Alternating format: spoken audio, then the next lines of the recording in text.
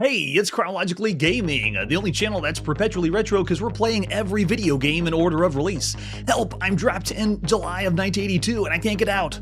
I guess while I'm here, I might as well play the brand new video games that are out. We were last in the arcades playing Tasmania by Stern Electronics. Let's see what the next game is. It's time to go to the Commodore VIC-20 and play The Thing. That's right, The Thing. The movie, John Carpenter's The Thing, just came out in June of 1982, so they had 1 month to make the game for the Commodore VIC-20. Is it going to be any good? I'm not sure. Let's pop it and play some of The Thing by Nanook at sometime in July 1982. Hopefully at the end of July, if they're going to do a movie based on John Carpenter's The Thing. Just kidding, it's just a snake variant, and a real one, a real snake variant. You actually move around as the snake, you get the different ASCII characters, VIC characters, and that's it. So it is a snake variant for your Commodore VIC-20. Doesn't even play particularly well. I am able to do it with the Commodore VIC-20 joystick, but yeah, this is using the stock characters. You can see I'm picking up spades and diamonds. I have to avoid certain blocks, and there is traps, but how long can you last? How many points can you get? The tension. How can you handle all this excitement on your Commodore VIC-20? After going from a game that is sort of far goal to something like this, it kind of makes... Gosh, even the controls, though, it feels like I'm chugging along the snake. It can barely even move. Petski, that's it. It's the Petski graphics. Gotta love those Petski graphics. Looks good. But as far as all the games we've seen so far, The Thing is not based on John Carpenter's The Movie. It is just a snake variant, and it is not even a very well-done snake variant. So you could have a little bit of enjoyment, but considering everything else you could play on a home computer, what do you say, chat? Is this in the broken range? Half star or 1 star? Is it a coaster game? Is it even worth being on a disc? Snake, yes. Yeah, not the movie at all. All right, so I'm going to say it's pretty low. I'm going to go 1 star. It's still a snake game. It's not totally off the grid, but it's definitely in between broken and bad, considering everything else you can play on a home computer. All right, with that, let's see our next game. Let's still hang out on the Commodore VIC-20 and play some Trash Man. Let's see what Trash Man's all about, starting with the box. When you see this in the store, what does this make you think? What kind of game is Trash Man? We got a bug, we have trash can, and we have a dumpster. Maybe we're going to be able to drive around in a trash truck. And it's no additional memory required. Unexpanded VIC right here. Creative software, let's flip it over on the back. As the spirit of the city's anti-litter campaign, you've decided it's particular that the grassroots level of personally driving the town garbage truck. Your mission is patrol the city streets, picking up litter and emptying trash cans. Your attempt to clean up the town, however, are thwarted by enormous flies that threaten your truck wherever it goes.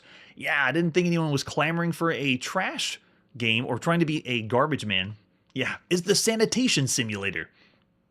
So you can see here they give the scoring on the back and then how you play, how to turn off your VIC, then make sure your VIC's off before you put the cartridge in. And then when you're ready to play, hit the F7 key to use the border, turns yellow. Oh, that's interesting. So you can use that to switch the border colors. And then the bonus level is F1 key to start play, pull the joystick back. So we'll have our VIC-20 joystick still plugged in. Pause the game with F1, and when game over message is displayed, move any joystick to start another game. This is creative software. Let's see if we have any other artwork for Trash Man. Besides the box, we have the cartridge we're going to pop in. Love cartridges for the VIC-20. I don't know if it would sell or not. Are you excited to play a Trash Man game? Let's pop in and play Trash Man by Mark Thomas Clifton. Creative software at sometime in July 1982. There we go. Is that Lone Ranger or is that William Tell Overture? I'm not sure, but jot it down on your Chronologically Gaming public domain music bingo. I know everyone's got their boards out. So this is Trash Man. We can use the keyboard or joystick. Press F7 and use joystick. I want to see F7. What's the... Oh, yeah, there we go. So we can switch out the difference. I'll keep it as green. F1 key to set the bonus level. Let's do that. Oh, okay, yeah. Add some bonus levels. Nice. And then move the joystick to start the game. Let's do it. All right, we're in. Yes, it's Trash Man. The newest Pac-Man variant for the Commodore VIC-20. We're literally picking up the litter. So this is the first time they've used that as an excuse for picking up the dots. We've seen games that have you munching or eating things, snacking on things, candy, and now, why are we picking up dots? Because we have to get all the litter picked up because we're the trash man and delivered to the trash cans. Oh man, they are very unforgiving. The artificial intelligence goes right to your location. You need to be a hardcore Pac-Man player. They do give us a warp here on the left side. This is smoothly done. It actually looks a little crisp for a Commodore VIC-20 game. And a well-done Pac-Man variant. I shouldn't have used those. Yeah, I'm going to run out of them fast yet. Used all the bonuses, and we're already done. Yes, that's true. It is not. Look how smoothly I move from place to place on the screen. I also have a warp on top and bottom besides the side. Oh, see, look, they switch directions. Those crafty guys, can they go through the sides? Looks like, yeah, they can. Okay. Now I have to outsmart them. If I know they can switch directions, though, we might be screwed. Come on, go. Right before, we still got 2 dots left. Oh, yeah, we get taps. Not the first time I've heard that play in a game since we've played since the beginning. Taps is a popular one, or the funeral march. So if we want to go again, what is it, F1? Yeah, there we go. I want to finish one screen just to see if the maze changes up where it's the same maze every time. And I may have switched my difficulty out. I feel like I'm going slower than I did before. I believe this is one of the games that changes whenever you die. It slows it down a little bit to make it easier for you, which is kind of nice. Yeah, I'm game. As far as Pac-Man variants, this one's actually pretty good. Especially for the Commodore VIC-20. We've already played countless Pac-Man variants since the beginning. Oh, quick, get it, get it. Nice. Looks like they don't have the same speed as I do. But we're going to see this game later on the Commodore 64, which is a recent trend. Every time we see something on the Commodore VIC-20, we're going to be seeing this later on the Commodore 64. So if this looks slightly familiar, but you remember it on the Commodore 64, just wait. We'll see it again on that. But as far as Pac-Man variants on the Commodore VIC-20, some good ones we've already played, like Snackman, Cannibal, Jelly Monsters, and Puckman. If you want to check the links down below for every other Pac-Man variant, those are some of the good ones. I'd give it the nod if you twisted my arm. Jelly Monsters would be the best Pac-Man variant. It even has Pac-Man music for the Commodore VIC-20. It looks a little bit better than this one. And we gave high marks to Jelly Monsters. Oh, the box, though, is another nightmare fuel. Very scary. Don't show the kids or look at it late at night. All right, let's see if we can get this last piece of trash. Nobody take me out. There we go. Nice flashing effect like the arcade. All right, where's our bonus? That was a really fast one if it was the bonus.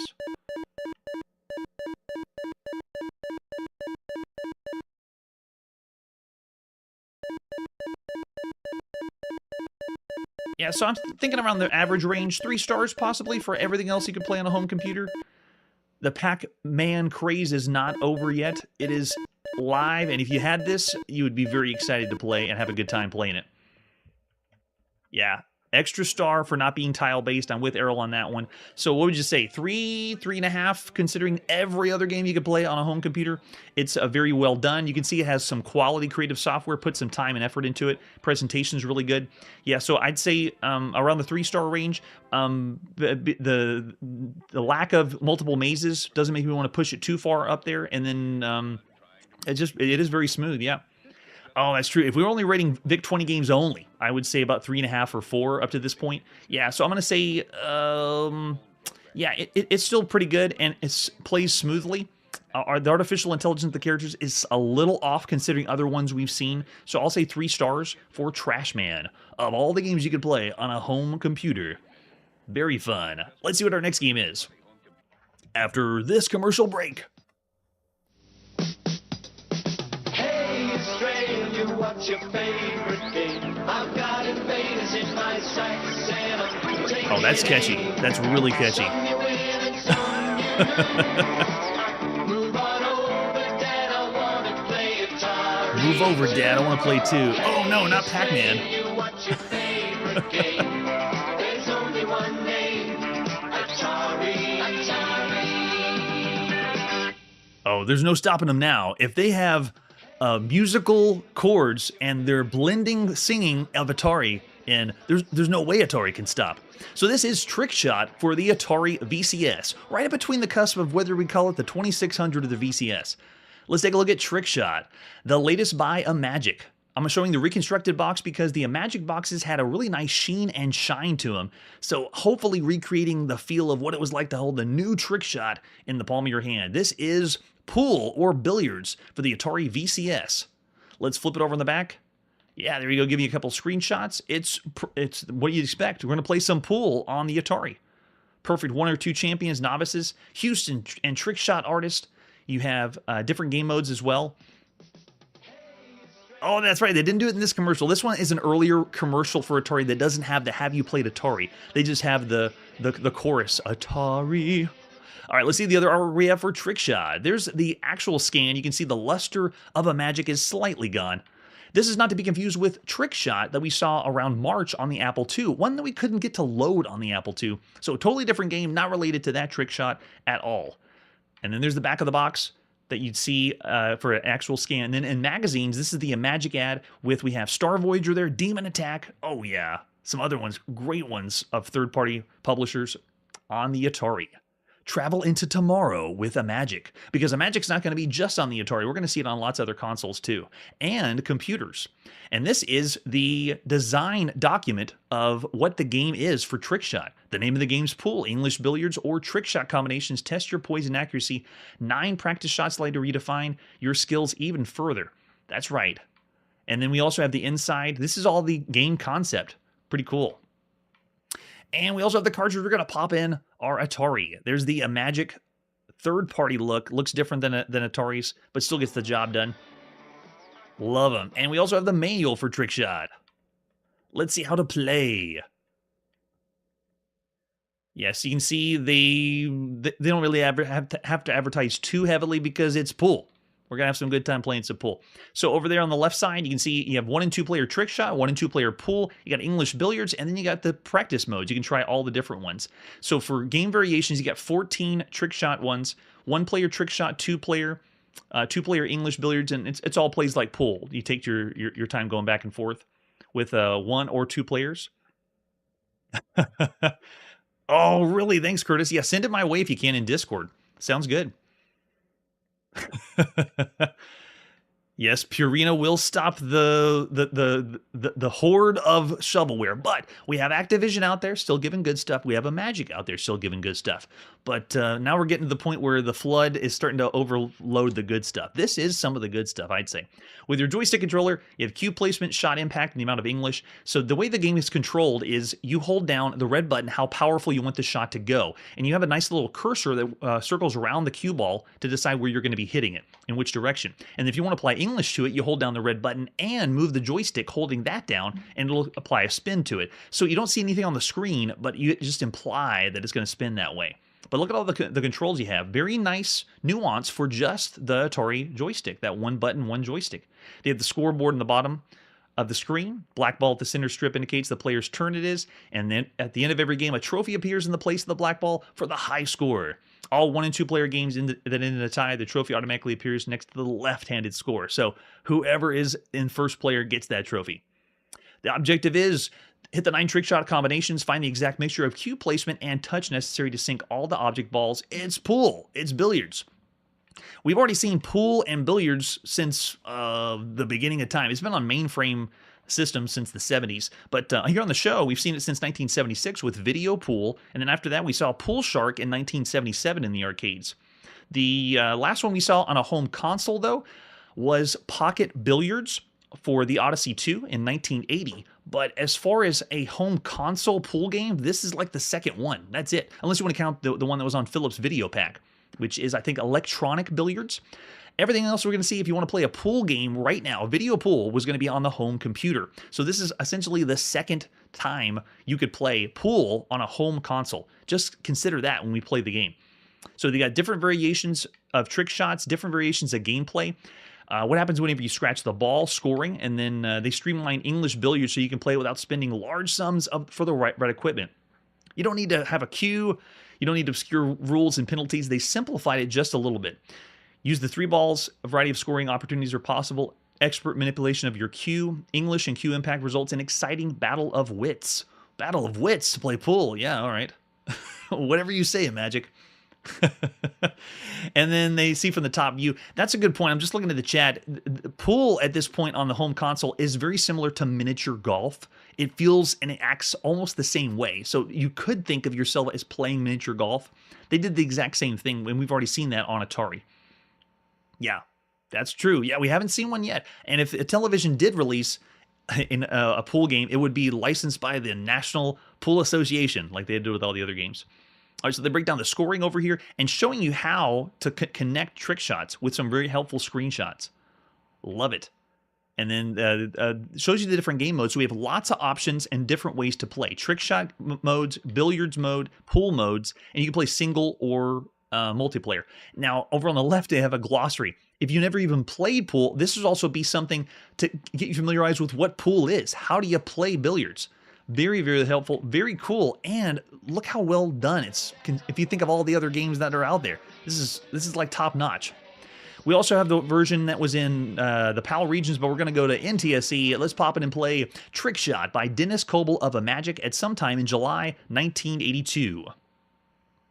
Yes, this is the very first pool game that you could play on the Atari VCS. And it starts off with a cool attract mode. They had to do a few tricks here because you can only have so many objects moving on the vertical screen. Notice how we have the flickering of the pool balls. We're not playing Pac-Man. I know the ghosts were flickering. They had to do this to allow so much movement of each individual ball on the table. Pretty cool still. Works well. All right, so what do we want to do? We can do different game modes. If you look down on the bottom, I got 1-player, 2-player, billiards 2-player, and then you can do each individual trick shot and set them up. Look, you can just go to each one and practice each trick shot one at a time. Great way to play. So I'm going to go to billiards of 1-player mode and then reset. And then now to control it, you have a little cursor on the side. If I want to get a straight shot, I move the cursor there. Now you hold down the red button, wait for it, wait for it, wait for it, and release. Boom. Come on, get one in. Oh, so close. It's really forgiving on the pockets for this one. Hold it down, get a lot of power. You can hold it about 5 seconds before you let go. But look at the physics.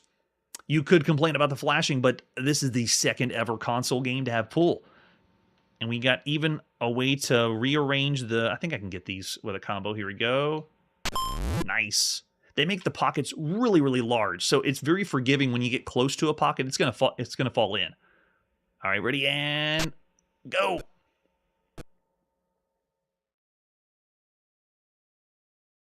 Very well done physics.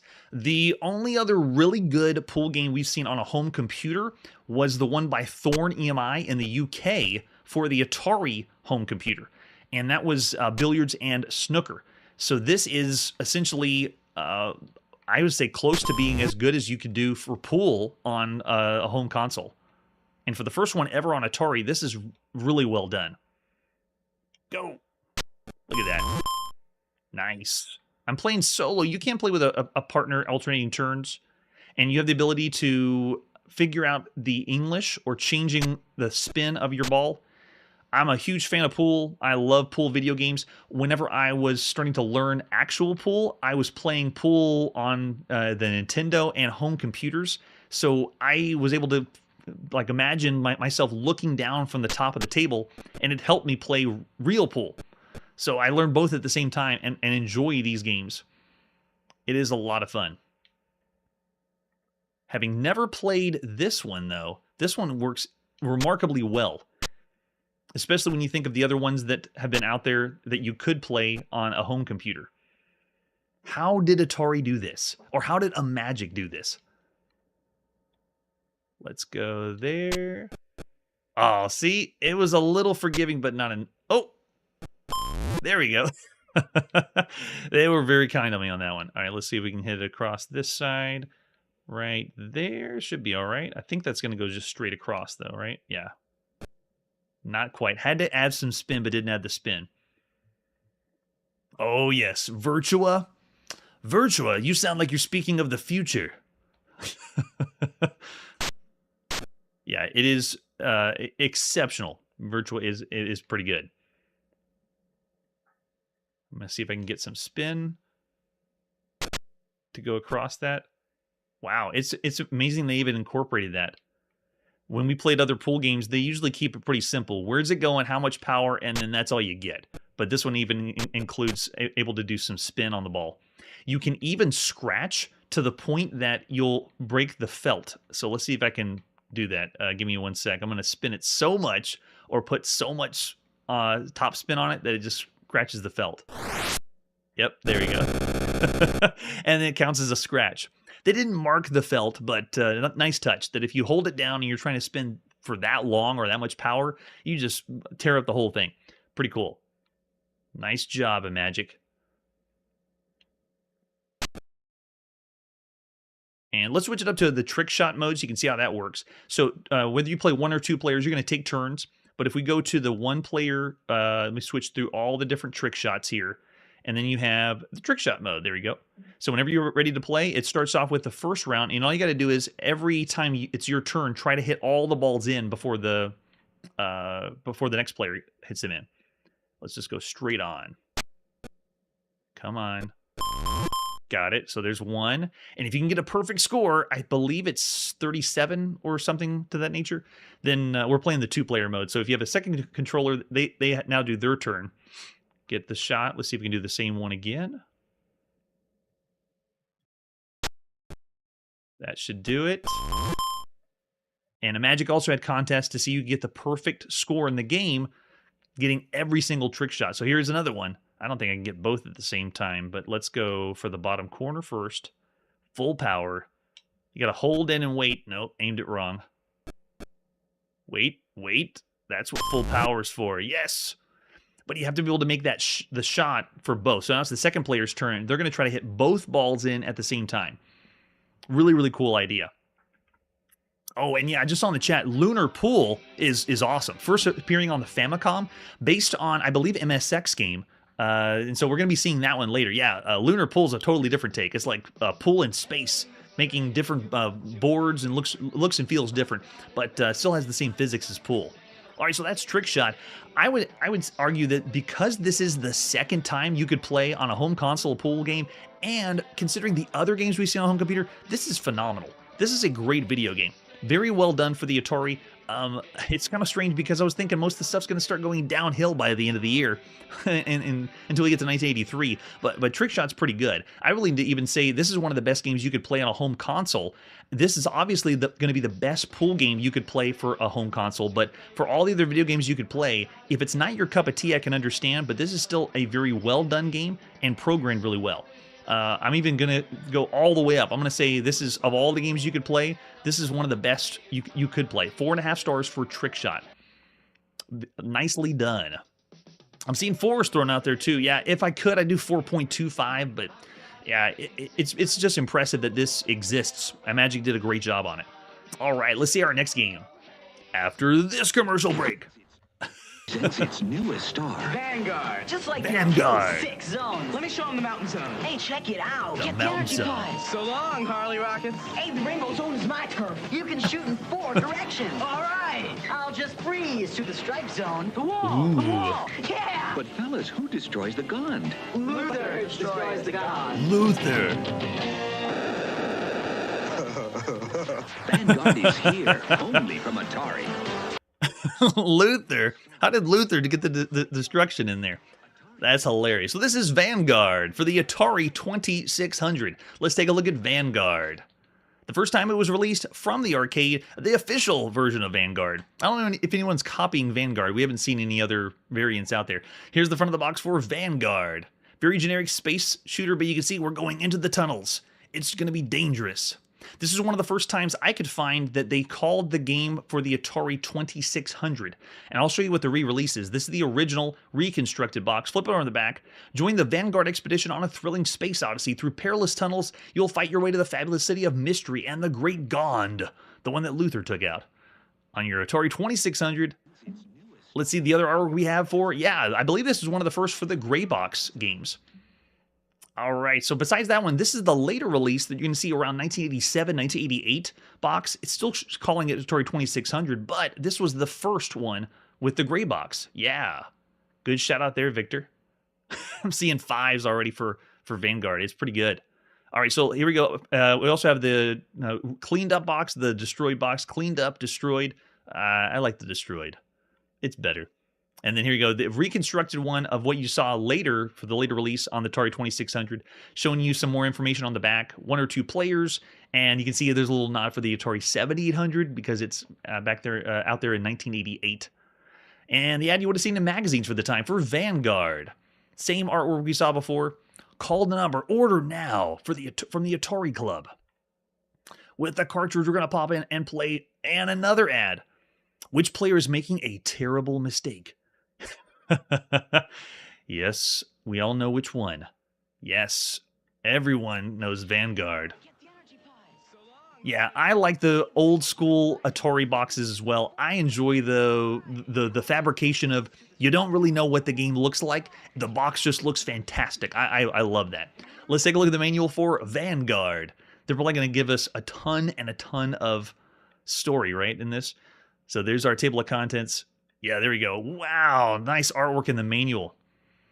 If only the folks back home could see me now. When I joined the Vanguard expedition, I never thought I'd be flying through the tunnels of Alteria looking for a mythical city of mystery. It might not be a myth. Captain, you mean to tell me you believe there's such a city paved with silver and ruled by the giant Gond? Oh man, yeah, they went all out in the story. Nice. So cool. Take that, Yar's Revenge. Who has the more complicated and fun story? Vanguard or Yar? Yar's Revenge. We have an example of a screenshot down at the bottom. And then for gameplay, this plays pretty similar and does the arcade game faithful. This is 1981 when we saw the arcade game. First time you could play it at home. And this is... Well, we'll go into the shooter information later. Your goal is to reach the City of Mystery at the end of the tunnel and destroy Gond. In the tunnel zones, you maneuver around sharp rocks and barriers while battling weird flying objects. More enemy objects you destroy, the more points you earn. If you make it to the City of Mystery and shoot Gond, you get bonus points, but watch out, Gond will shoot you instead. If you survive the City of Mystery, you continue to Tunnel 2, and in 2-player games, whoever has the highest score wins. This is alternating affair, so you can't shoot at the same time on the screen, but still a lot of fun. So, you got the tunnel map. The mountain zone, power pod gives you infinite energy, and this is going to break down all the zones. So just like in the arcade, it has different screens going in different directions. This doesn't go diagonal like the arcade had, but you are going to be scrolling horizontally and vertically. Impressive, very impressive for the Atari VCS. Oh yeah, we're going to hear Flash Gordon when we start the game. That's right. So we have the rainbow zone, and you can see the different types of ships you have to avoid in those zones. And then we have the stripe zone that comes up, the bleak zone, and it goes all the way up to Gond at the top, who ends up becoming, it looks like, part of the background. The City of Mystery. Oh man, so cool. Tunnel 2 and beyond, and all about your spaceship. Vanguard spaceship is equipped with 4 laser guns on the forward, aft, starboard, and port sides. If you remember the arcade, it had 4 buttons for each direction.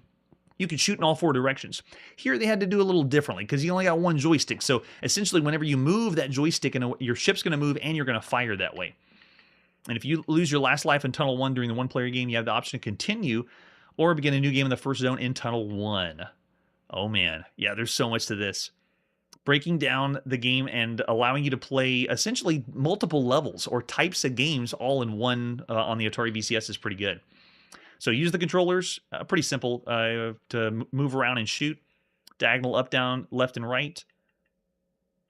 And then firing your lasers, you can see the lasers just going to be the joystick that controls those. And then for console controls, I don't think it has anything. Okay, difficulty switches do work. You can set the left and right ones to control the way the spaceship fires. Yeah, there we go. So if you do, you can switch them out and decide how the ship fires. Press the red controller button and move the joystick in the direction you want to fire and release to stop firing. You have the same method as controller 1. Oh, so cool. So you don't have to automatically use the joystick. You can switch it up using the difficulty switches. I didn't know that. Every time I played this, I just went along with the shots. Cool. Thanks, Atari Manual. And then over here we have the scoring with examples of the ships. Yes, Kimless and Ramita. Bonus lives. Longer you wait to destroy Gond, the more points you score. And then they got the strategies. Thanks, Atari. Showing you the different areas. What's the best way to take them out? And then the game table. How many points you get for Mountain, Rainbow, Stick, Striped, Bleak, and Mystery City. Yeah, I always thought you had to use the joystick. Who knew? Another reason why we read the manuals here. I mean, not the entirety of the manuals. Otherwise, this is going to be like tucking everyone into bed and reading you a bedtime story. Once upon a time, the story of Vanguard. Let's see what the other versions we have. We have the versions in PAL regions, and then the other one released later by CCE. Let's pop in and play some Vanguard by David W. Payne of GCC, General Computer Corporation, and the official SNK version of Vanguard at some time in July of 1982. So the attract mode, all we really have for variations is, do you want to play one player or do you want to play two player? And that's it. That's all you got. All right, so let's go ahead and hit reset. And there it is. They even have the map, the overview. That's so cool. I want to play the default mode because that's how I was used to playing it. But now that I know I can switch the game, the difficulty switches up to change it up, I'm going to go back and do that. All right, let's get the energy tank here. There it is.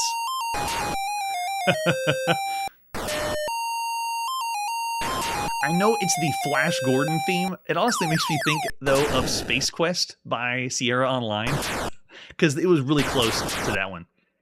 We're already running out of lives. Going to try to play it smart here.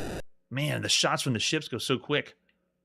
Nope. There you go. Try to stay near the bottom and get the next one. So they did a lot of liberties to get this to work correctly on Atari. Notice how there isn't constant sounds for every shot. Yes, let's go. Get through it. But also notice there's no flicker, even though there's so many ships moving on the screen. It is so impressive. But the biggest thing that changes this up compared to other shooters is because we're going to be scrolling in different directions and you have different levels where you're essentially, yeah, we're switching. Now we're going to the next level. The Rainbow Zone. Take out the targets on the sides.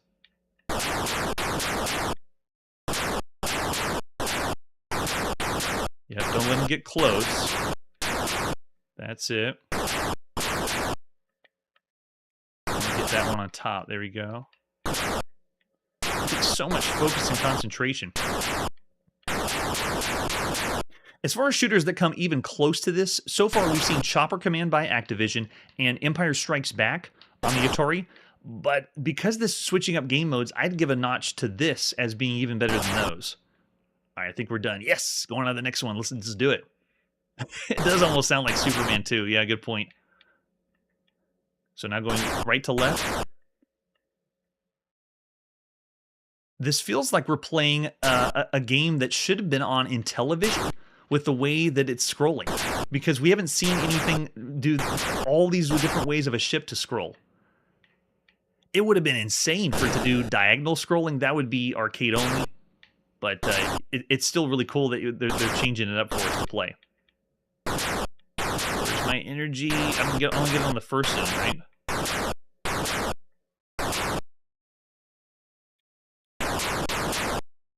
All you gotta do is survive. Survive. Nice and easy. That was close.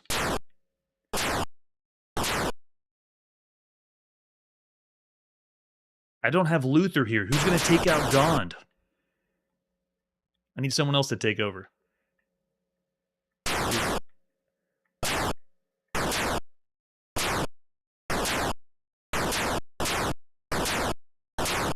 I also like the nice touch that this area on the map is longer, so the level itself is longer. Like making you feel you're flying through that. Yes, we want to continue. Go. No! Don't start over. If you push the wrong one, you don't continue where you left off. We'll stay near the bottom and get the energy tanks every time. Yeah, I'm with you on that, Curtis. I'm willing to go 5, because when you think of home consoles, here's what we haven't seen yet. We haven't seen Strategy X yet by Konami on the Atari. We haven't seen Barnstorming yet. We haven't seen Defender. The official Defender hasn't been out yet on the Atari or any home console. We've seen some ones that are close, but like if you think of the landscape, this is pretty good. All right, come at me. Well, I'm invincible.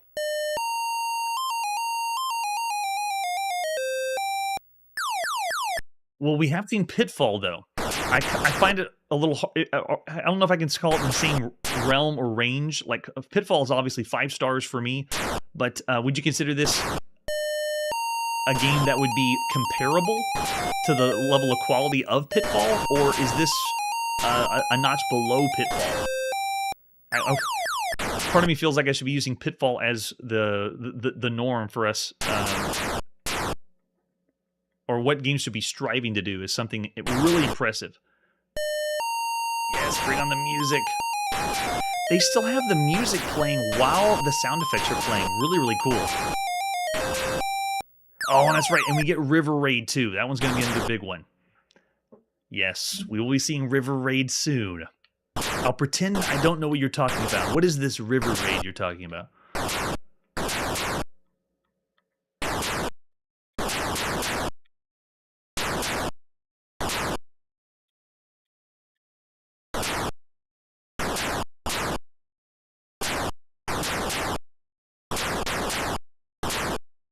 Doing a good run so far. We might be able to see Gone, but it just might take too long.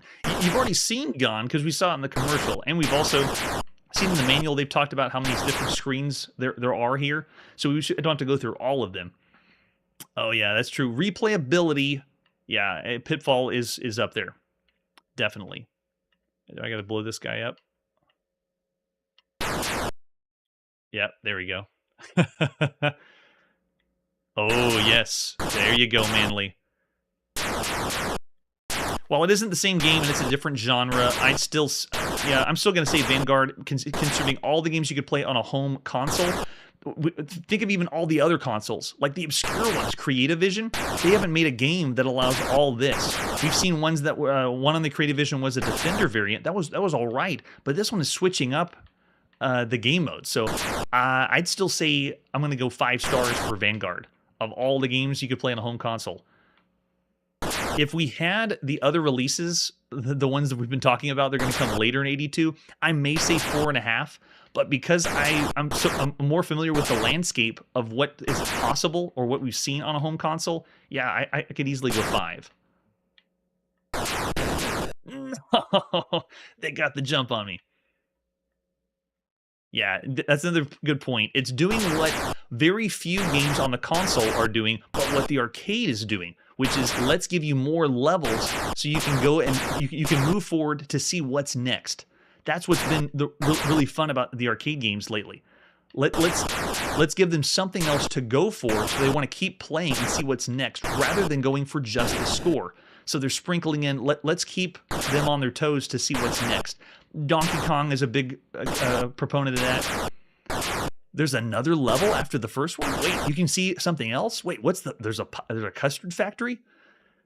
And this is the same idea. You know, because of the map, that something's going to be coming up, and once you want to be playing something more after that. There we go. We're going vertical now. Can we make it up there?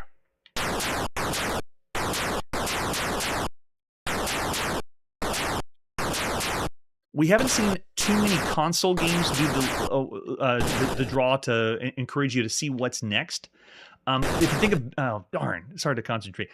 Thinking of big ones like Adventure, you want to see what's going to happen next, and it's definitely replayable. Oh, here we go. Let's do it. Let's do it. Got to dodge hard to the left. Nice and easy. Gosh, this might be the end. I'll stay on the left side. It takes so long to go through. Wow, so tricky. Do we want to continue? Not today, but man oh man, Vanguard's still a great game. I'm going to go all the way up and say 5 stars for Vanguard. What a game for a console. All right, and with that, let's see our next game. We're now going to the TRS-80. From home consoles to home computers, this is Vexus. Let's take a look at Vexus. Starting with the box. That is just bizarre. A tunnel shooter? We can play something like Tempest on the front? They don't have a lot of information, but you can see it's for the Model 1 or Model 3. Copyright 1982. That's all we have for artwork. Let's pop in and play some Vexus by John Weaver Jr. on factory programming, published by Soft Sector Marketing at sometime in July 1982. Vexus. Let's do this. After going from Vanguard, if it's a shooter, they better deliver. Factory Programming is proud to present.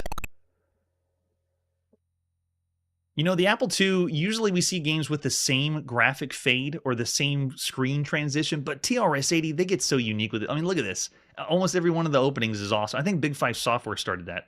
So if we do a 2-player game, it is alternate play, so it won't matter. We want instructions, though. Here we go. Patrol Vexus tunnels, destroy all aliens, use the arrows to move, and spacebar to fire.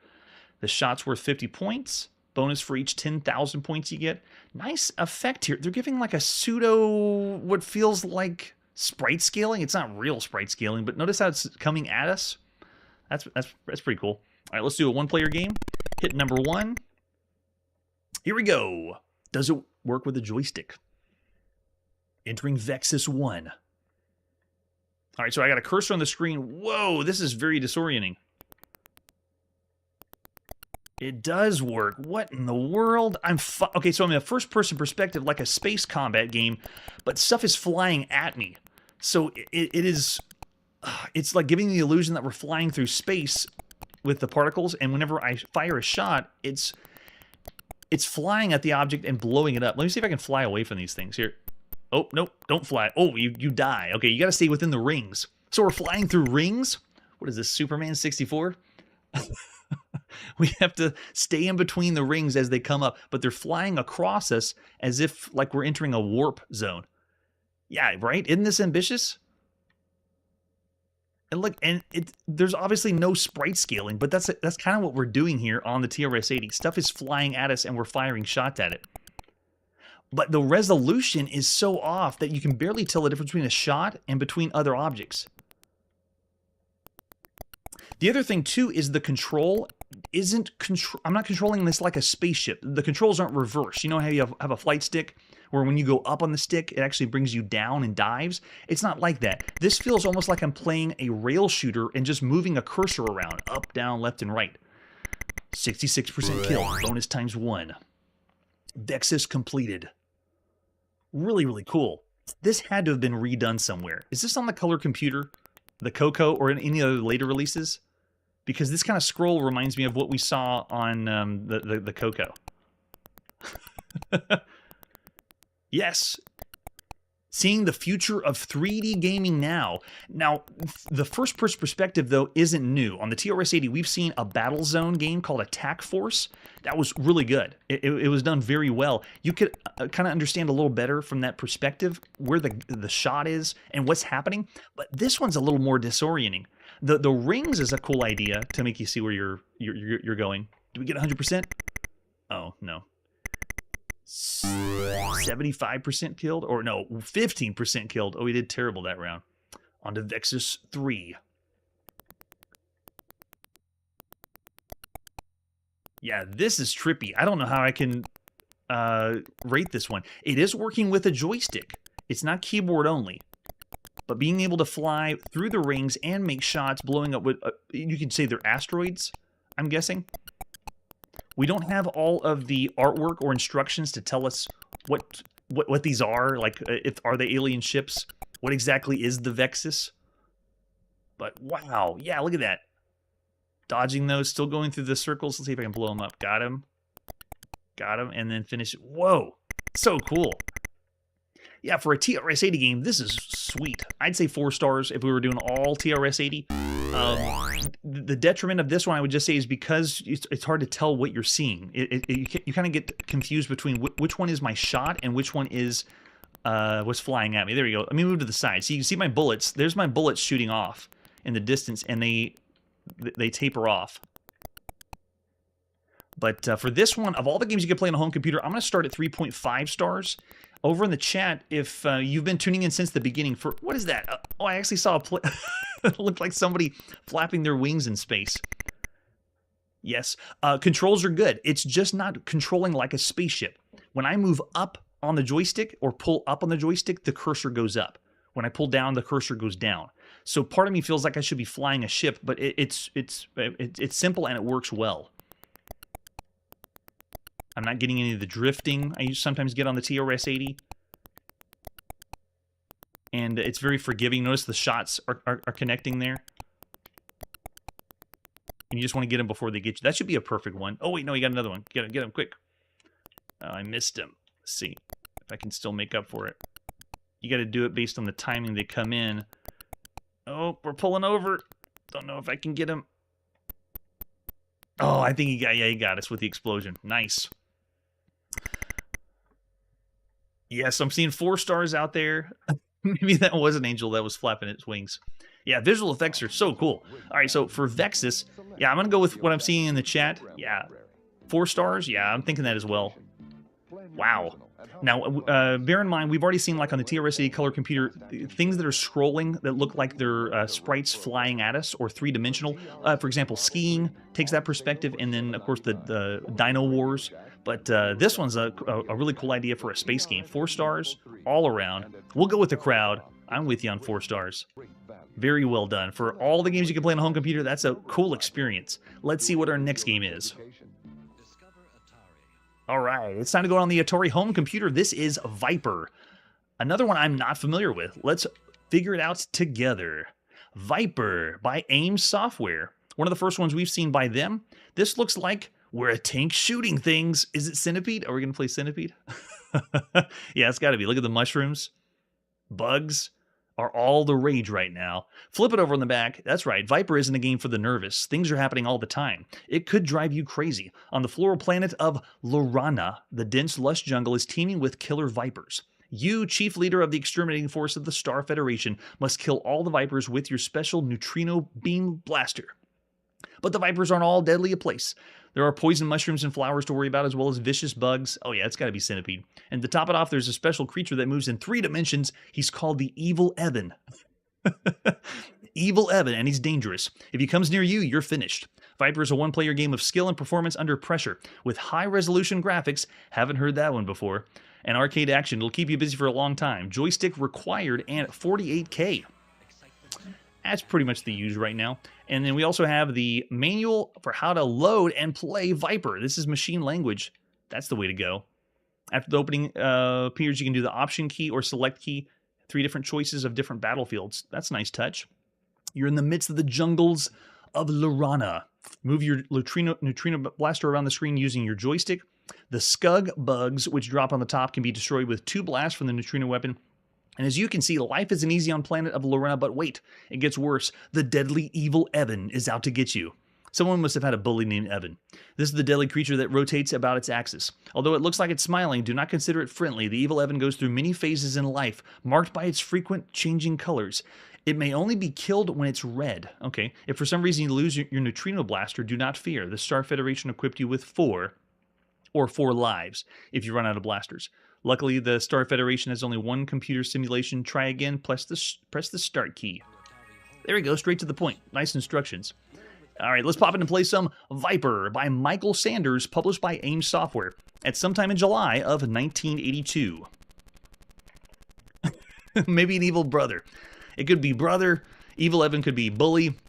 Someone out there was evil to Michael Sanders. Who was it, Michael? All right, let's see what you got.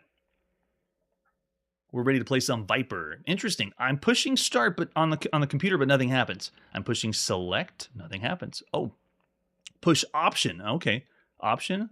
Oh, this is the map. Okay, so you push option on your computer. You can pick what kind of map you want, and then go push start. There we go. All right, so there we go. I am the orange blaster, ion blaster. We are playing Centipede, but for the very first time, I'm playing Centipede. I can go anywhere.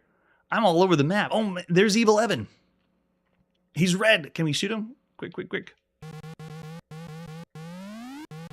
Oh, he switched back. I wasn't fast enough. So we have a Centipede variant for the very first time. I'm able to go all over the place. It almost feels like I'm playing a... Oh, and it reverses the controls. It almost feels like I'm playing a maze game, like a Pac-Man game. But I'm not. So if you cross the border of the center of the screen, watch the blaster. I'm shooting down, and then I switch, and I'm shooting up. So you have this one part where you're shooting at the top, and then you switch off. So cool. Never experienced this before. Cool idea. So you can see I can't get to the top Viper without the other one. Without switching the screen to the other side. There he is. Oh, Evil Evan switched back. I want to take him out so bad. Whatever Evil Evan did, he must pay. And there's one of the... They're not called the gnats in this one. There's something else. Wow. Yeah, so I can only shoot up and down. I can't shoot in any other directions. So they're essentially keeping it the same or similar controls as Centipede, but switching it up. So if I want to shoot down, go past half the screen, and I can shoot down at the Viper.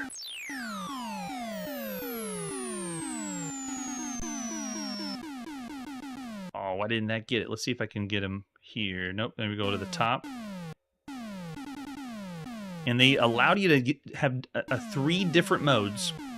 To have barriers in the middle, or not. You can even turn them off if you wanted to.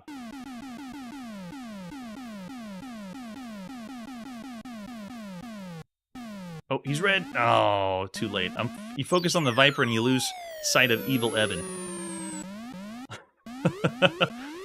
2, cool. We played probably 25 Centipede variants so far, and I haven't experienced this. Cool idea. Love it. Yeah, if you're a Centipede fan, if you've never heard of Viper, I strongly recommend this. It's honestly changing the way I think of my strategy for Centipede. See, I have to switch. The gun switches halfway through, so you have to think of where your shots are going to go based on where you are. Get him! No! Damn you, Evan. I will get you. You're evil, and we have to destroy you. At least we were led to believe. I also want to know if you clear a screen away, if it allows the colors to change or switches anything up.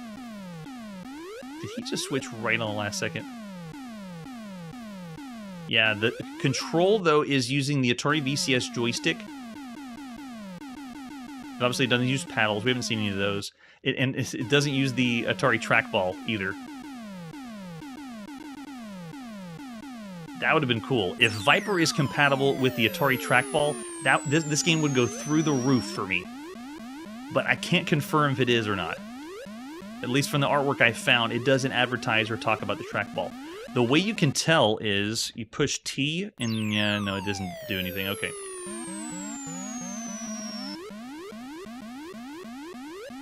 Wow. Yes. Who will win? Evil Otto versus Evil Evan. Maybe he just picked a brother that he has, and he's basing it on Evil Otto from Berserk. So maybe he's not that evil. But we do get 5 lives. Wow, that's a lot of room for score. That's pretty fun. Of all the games you could play on a home computer, that's an interesting idea. Never heard about Viper before. So what do you think? Is that one of the best games you could play on a home computer because they just switched it up so you can shoot both directions? I'm thinking around 4 stars for Viper. We've given Centipede variants up to this point 4 stars for being very good Centipede variants. For example, the official Centipede is here on the Atari home computer, and I gave it 4 stars. So for Viper, while it doesn't, we didn't see the screen switch up. It looks like it just constantly comes in and you're getting points, but still a lot of fun. Because Evil Otto is smiling too much. It's scary. Yeah, I'm going to go 4 as well. 4 stars for Viper. Cool idea. Really fun. All right, and that's where we got to put our video game playing on pause. Stopping here in July. Tune in next episode for the last games that we're going to play for July of 1982. That's it for today, and like I always say, hey stranger, what's your favorite game? If we haven't played it yet, tune in and we will. Hey everybody, thanks for checking out the channel and joining me on my quest to play every single video game in order of release. We'll be streaming live every weekday at 9 p.m. Central, so join us and let us know if you miss any games along the way. This video would not be possible without Launchbox, RetroArch, and MAME. Tell all your friends there's some crazy guy named Chronologically Gaming trying to play every single video game. We have links down below that'll send you to places like our Discord and Patreon, and one that says all the video games we've ever played. If you go there, it's a list of everything, and you can click right to the game you want to see. Chronologically Gaming is the name to look for. We are perpetually retro, and we will